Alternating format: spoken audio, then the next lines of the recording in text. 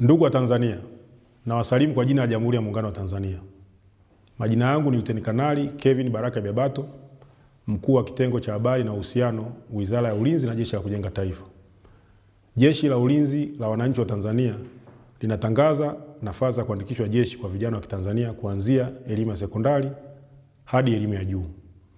Vijana watakaoandikishwa jeshi watapatiwa mafunzo mbalimbali muhimu ya kijeshi na mafunzo ya kuendeleza katika taaluma zao.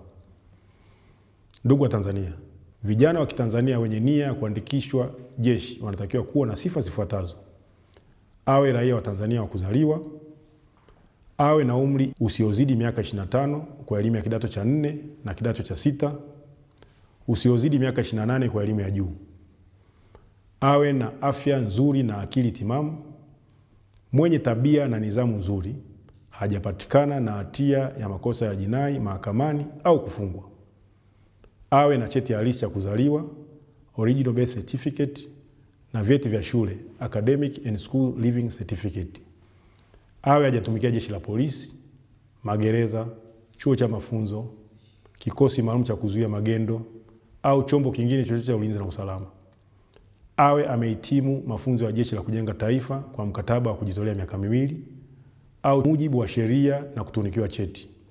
Ndugu wa Tanzania, utaratibu wa kutuma maombi ni kama ifuatavyo.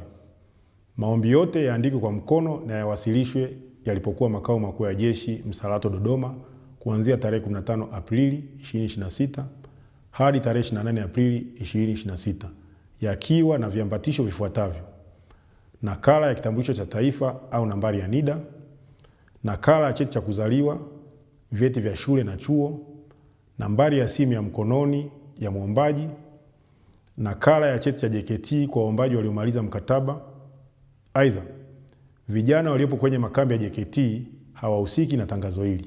Ndugu wa Tanzania, maombi yote yatumwe kwa anwani ifuatayo: Mkuu wa Utumishi Jeshini, Makao Makuu ya Jeshi, Sanduku la Posta 194, Dodoma, Tanzania. Asanteni kwa kunisikiliza.